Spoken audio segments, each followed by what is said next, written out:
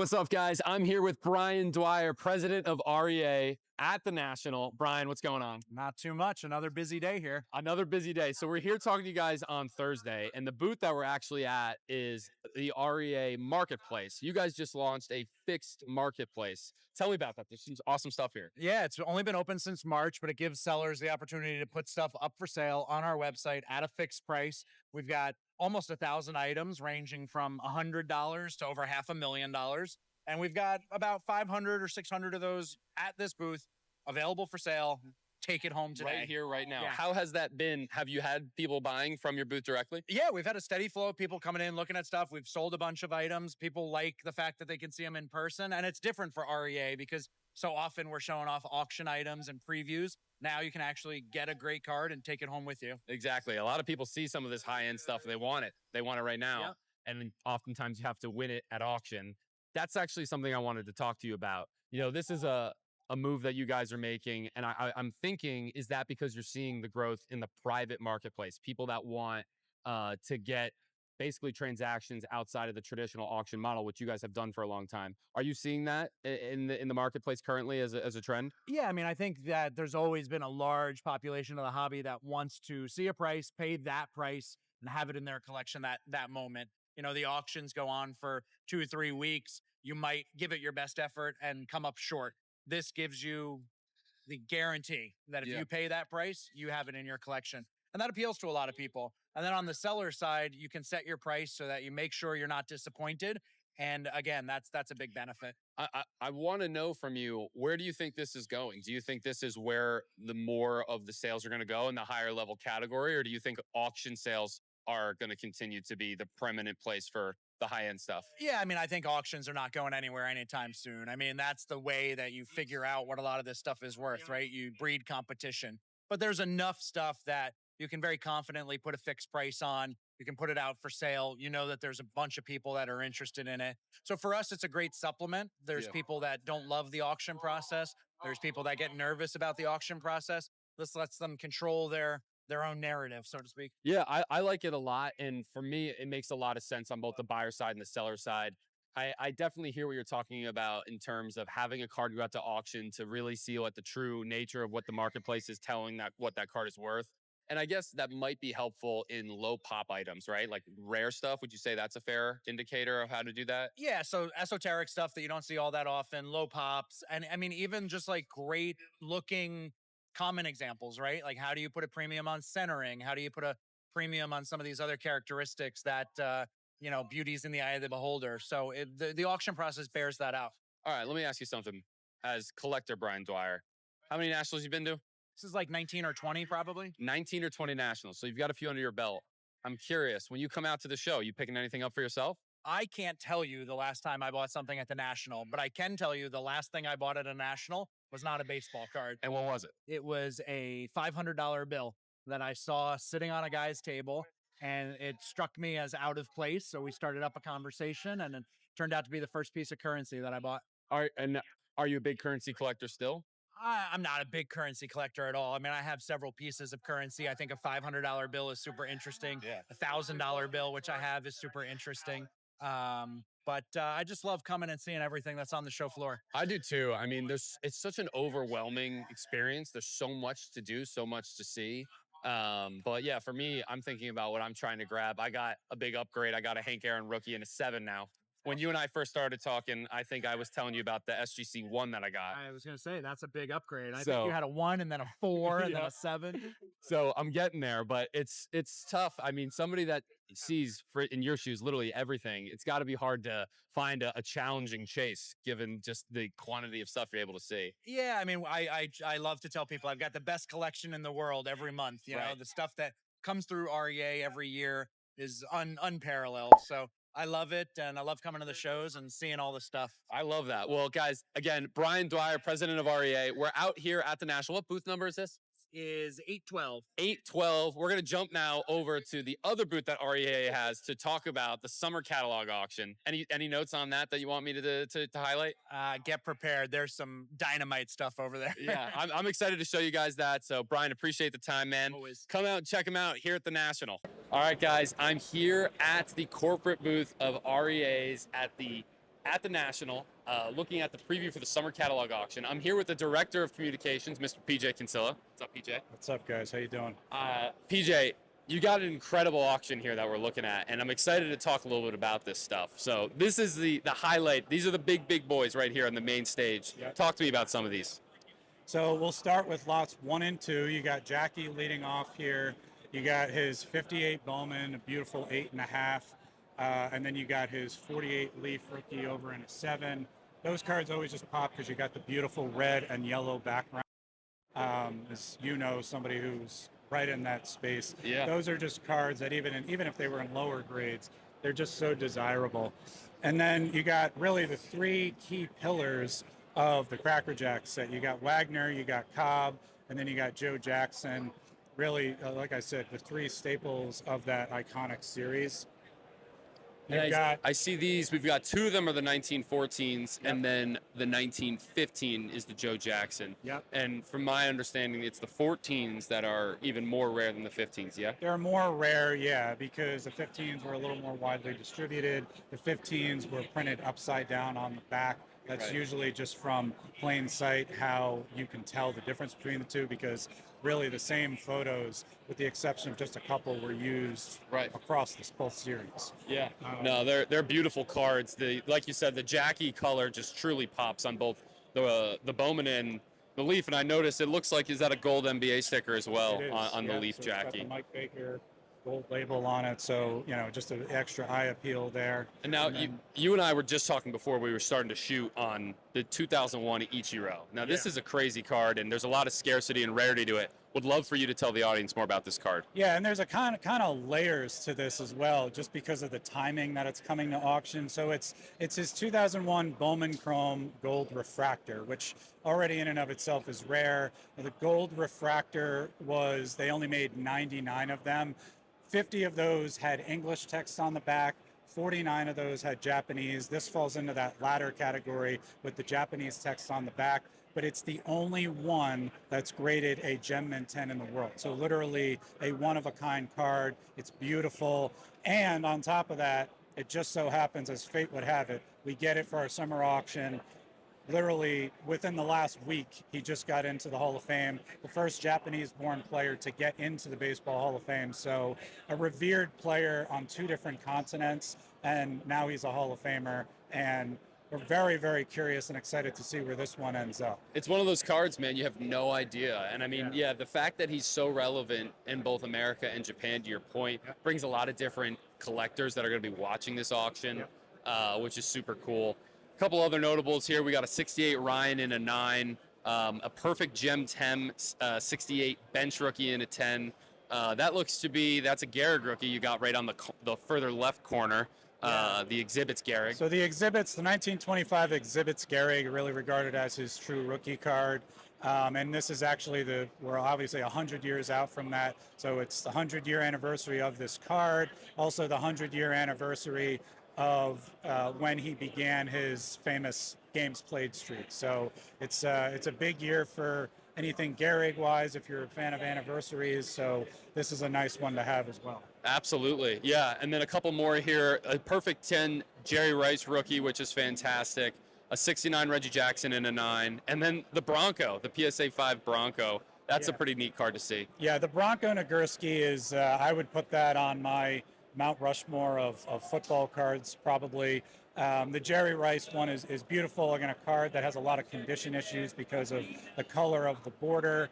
But this is a Gem Mint 10. We also have a Jerry Rice, an 86 Topps Jerry Rice rookie that's signed in this auction, which has a beautiful blue ink signature on it as well, for anyone who's into signed cards. I know we're going to talk a little bit about your signed vintage in a minute. We're actually going to walk over here to another section that's on display here. We've got a couple of collectors just checking this out at the National. What makes it so neat is that everything's out here on display. It's like museum quality. And man, the mantle section we've got here is awesome. Me and PJ were actually just talking about this before we started shooting, about the rarity of these 54 Dandy and the Red Heart mantles. Beautiful high grades, 8.5 and a 9. You just never see these cards come to market. How cool is that, man? Yeah, it's super cool. These are always cool, and I know you and I were talking about, they're just, they're a little bit, I guess you could say, outside of the mainstream of, the 51 Bowman, the 52 Tops. Those are ones everybody knows. These are ones that the more sophisticated collector is probably well aware of, but you don't see them every day. You especially don't see them every day in high grades like this. I love, we get to kind of handle a lot of these regional issues, and these different ones that, like I said, are sort of not the mainstream ones like your Red Heart dog food. Those were available via redemption from like the dog food stickers. And then the Dandy potato chips, that was a regional issue. This SGC 9 is one of only 3 graded at this level. There are none higher. So that's a super cool one that we're excited to see where that ends up as well. Absolutely. And then right above them, you've got the more flagship mantles, right? You've got the 52 mantle and a 4.5 and a beautiful 51 mantle rookie and a 5.5. But to your point, I've seen dozens of these on the show floor. It's about when you are looking at these specific cards, the eye appeal of the specific example, more so than anything. What I really like about both of these cards, PJ, is that they're just really well centered, great coloring. So while there are a lot of options, when you start to look at the card more seriously, these little qualifications make them really, really desirable, and they're great examples. Yeah, like you said, when you get to like a 52 mantle, when you get to even the 51 Bowman mantle, his rookie card, you're going to get a lot of people who are really just looking for the eye appeal. So you may have some people that come and they like the centering on a 4.5 more than maybe like the centering on a 5 or a 5.5. So when you get to especially those mid grades, that eye appeal element that you talk about a lot is really going to be the key factor. So these are ones, like you said, they present extremely well. They're just beautiful cards, especially the 51. I mean, just an iconic look with the sky in the background. So really nice ones to have. I love seeing Mantle stuff. He's obviously the most popular character in the vintage category. I really want to go to this booth here. I know there's a couple of collectors looking at it. We'll walk over and walk it around a little bit. There's a couple of items to me that really jump out when we're looking at this. We've got more 49 Bowmans at the top, Satchel Paige in an 8, Jackie Robinson in a 7. And then right under that, you have the iconic rookies of the 55 top sets with Clemente and Koufax. Both in a 7.5. Yeah, just really nice high grade. Again, talking about that eye appeal. I think you and I have probably talked about this Clemente card in the past. This Yes. 68 Topps 3D. I just think this is such a cool card because many view it as the first or one of the first refractor cards. Obviously, the technology back then, as far as card production, was not what it is today. But this was really kind of a leap of faith for Topps to produce something like this. They were not, made publicly available, so there are not a lot of them. They were not distributed widely. So even when you get one in somewhat of a low grade, it's super, super cool. I love when we get this card. It's a huge card. I couldn't agree more. I love it when there's a historically relevant item to the hobby, in the history of the hobby, because true collectors and hobbyists love to be able to see stuff like that, and I always love the attachment to the first refractor. Now, when I come over here, the card that jumps out at me is the 48 Leaf Satchel Paige PSA 5. This card is unbelievably rare, and to see it in that type of quality with the print that well, there's a lot of research that's been published about the, let's call it, challenges of the print quality of the 48, 49 Leaf set. And the fact that that page, which was a short printed card, has that type of registration and centering and color, that's a big card. Yeah, like you said, it was a short print. There's not a lot of them available. So when you see it in a 5, you think of mid-grade. But really, this is almost could be considered like a high-grade version of this card. Agreed. Because there are so few of them available, especially in a grade even like this. But it's a beautiful card. 48 Leafs, as you know, they have a lot of condition issues between the material that they were used to print on and just the print issues themselves. They were only a couple years removed from World War II, so it's one of the first color sets that came back after the war, because all of those materials during the war were used for warlike materials. Right. So, they had to reallocate that, so there were not a lot of cards produced during that time. And so this set is sort of beloved now, and like you said, a very rare piece.